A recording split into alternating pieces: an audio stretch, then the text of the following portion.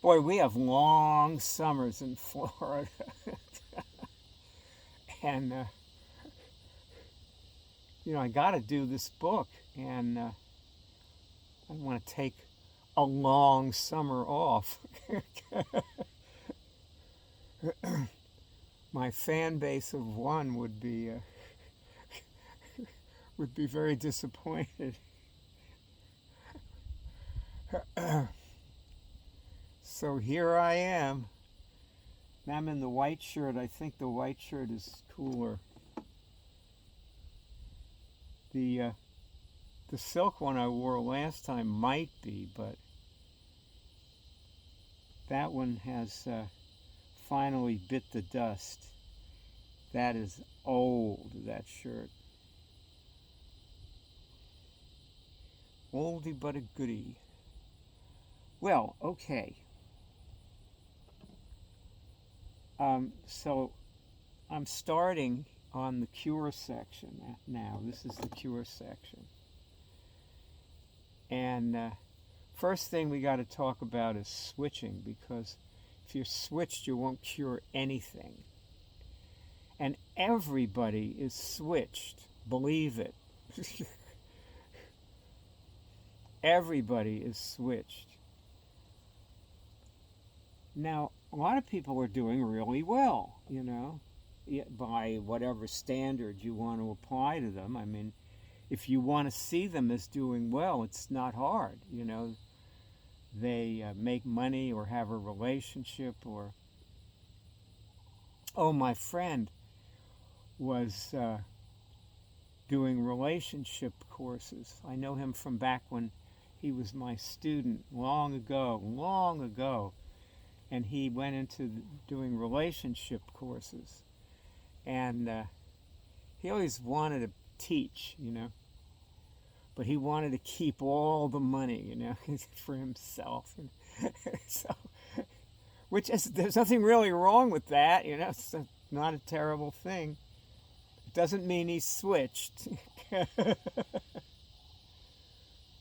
So, and then his relationship broke up. So I was talking to him, not a few months ago, and I mentioned that, and he said, "Yeah, and I did a relationship course, but it was like the last course everybody did after they did all the other courses. It was $12,000 a couple, and so I did, but I did one too, But I'm still in my relationship after all these years, and it's just that I don't really want to be the a love interest. I just think I I'm too much of a sex addict, and I'm in recovery. I haven't had sex for like 25 years or something, and a lot of people think that's really the only way you can do it. But you know what? Going without sex has made me think, reflect on my past and how I behaved when I was having sex, and just realize how I always held back. See, that's like people are often addicted to things that they are also repelled by or just don't feel comfortable with. And you could say it's, because they're an addict. Like the other day I was talking with Franny, and I mentioned that I was an alcoholic back when I was teaching my courses, and she said, "You were never an alcoholic." That we had this, one of our students who became an assistant later, his name was Jerry, and he was, among other wonderful things, he was a counselor who helped people with addiction. And a lay counselor, like in AA. He was a big AA guy, and he told Franny, he said, Bayard is not an addict. He's not an alcoholic, because otherwise he'd have alcohol hidden all over the house. You'd know, because there'd be bottles stashed everywhere for emergency. And now, arguably, addiction is just different. But addiction is a form of being switched. So how would I then describe what it is to be switched? Since you may never have heard the term before, now you're watching this movie. And what I used to like to say, and I think this is still one way of describing it, is that it is not wanting what you want.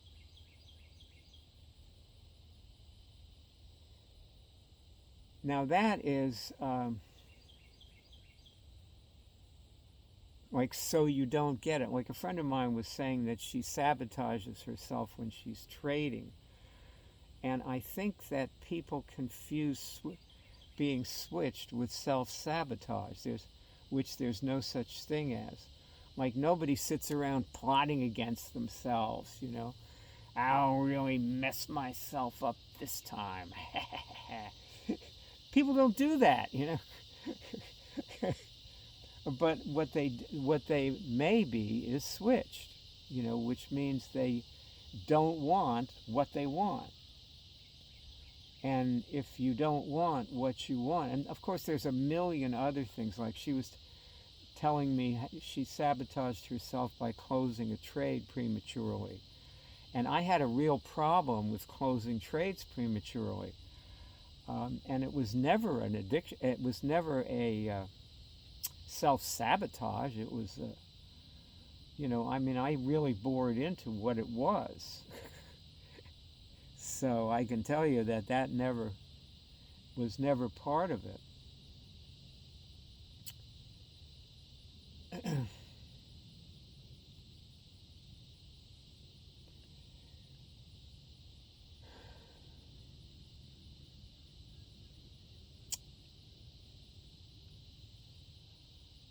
I'll tell you what Trader Tom says, because, it's actually relevant to this discussion of switching.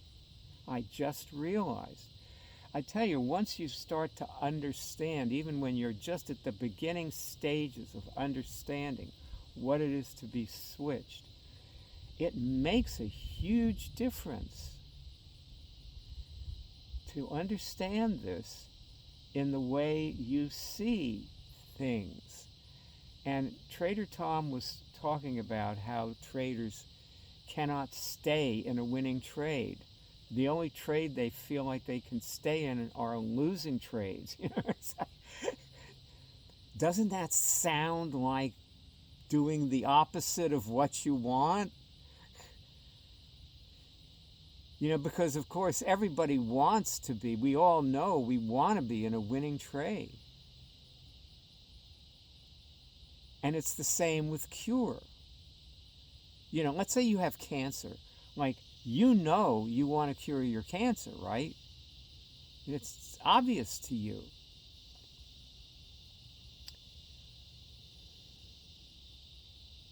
Nobody wants to keep their cancer.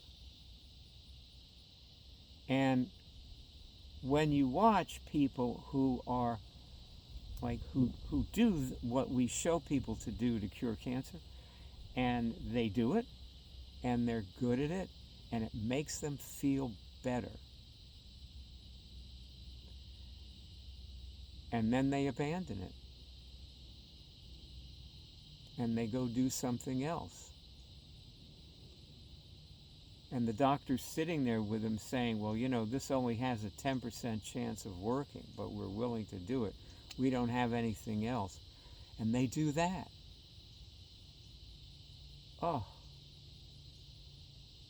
When I started teaching people to cure things, I didn't realize what the problems were going to be with showing them how to cure things, because I wasn't familiar enough with switching, even though I knew about it. But I knew about switching before I ever cured my herpes. It's a term some chiropractors use, and the ones I knew, who were also my students in San Francisco, they used that term and explained it to me.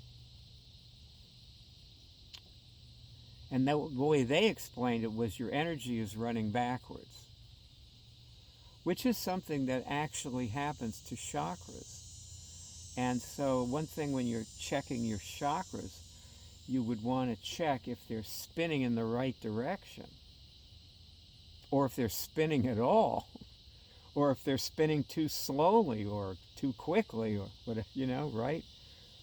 I mean, there's a lot of stuff to check just on that.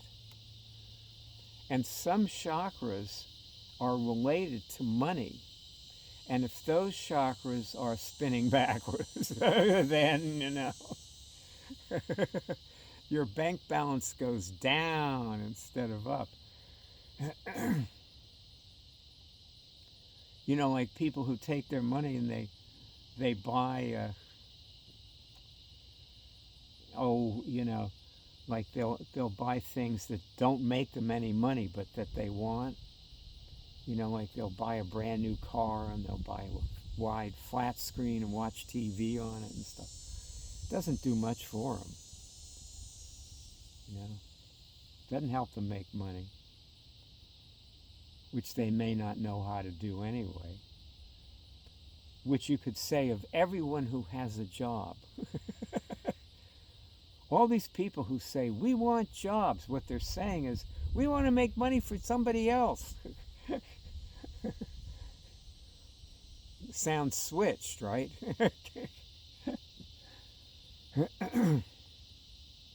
Now that you know what it is to be switched, you listen to that stuff again and you say, holy Toledo.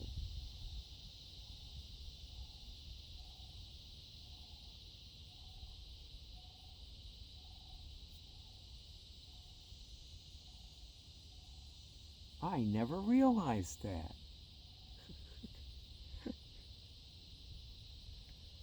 Oh, brother.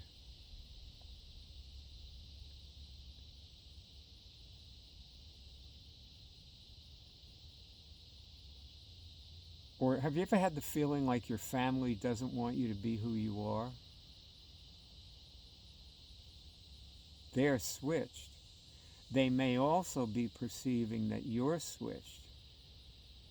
So a lot of you may be switched, which a lot of you are, It's tough undoing switching. It's doable, though. See, the thing is, you can unswitch for a few minutes. And then you'll probably switch again. So you have to keep doing it. And switching is an adaptive response that you adopt. It's a way of adapting. I used to be a shrink. And back then, there was this clinic I liked called the Center for Feeling Therapy, which I guess no longer exists. I don't know if it does or not.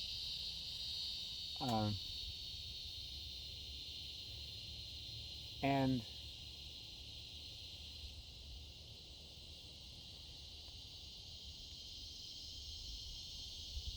I read their book, kind of a manifesto stating what they believed.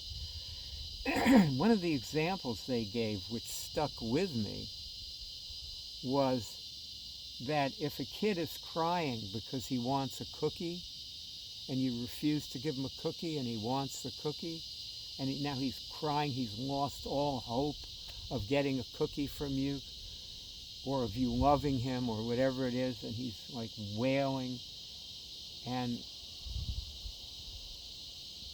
if you give him the cookie, he'll throw it in the dirt. And that's an example of how people get switched when they're very little and they never unswitch.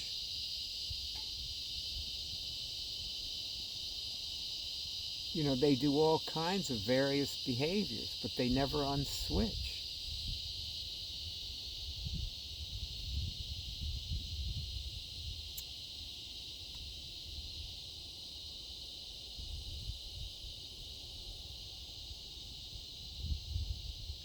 And, you know, a lot of times parents, you know, almost all parents love their children, unless they're really pathological. But a lot of people who are not that far along on the pathology continuum do also have mixed feelings about their children.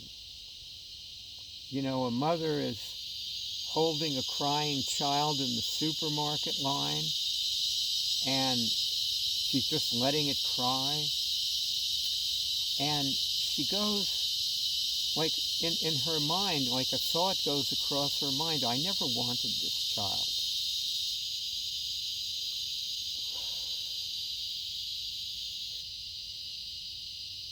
Which reminds me, I have to tell you, like a long time ago, when Franny and I were getting to the age when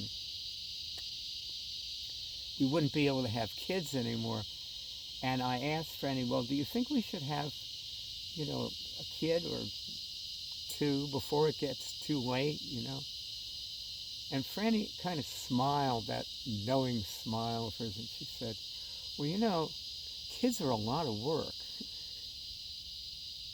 I never brought it up again.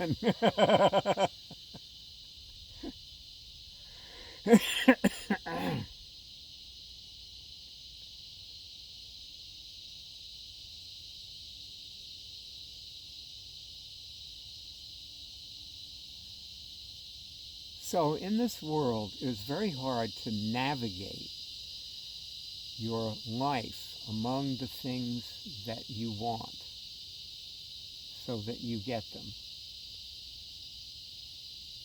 and have your feelings and be an authentic person. It's very difficult.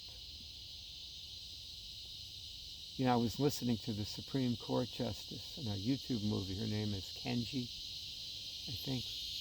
I can't quite remember her name, but she's a wonderful person. And she isn't switched, at least in that way. Like, one of the things that it came out in this little interview was that she wanted to be a judge in high school.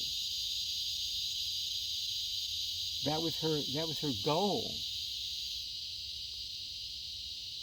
And she's a pretty young Supreme Court justice, too, in addition to being a black woman.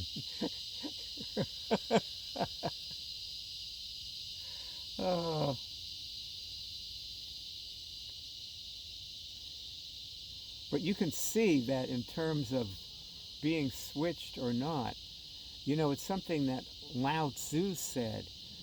The enlightened man has his yes and he has his no. And you can see that she does. You know, she has her yes and she has her no. And she plays the game by the rules, but does not sell herself out to do that. So, just so you know, if you cure something and it seems to come back, check yourself for being switched.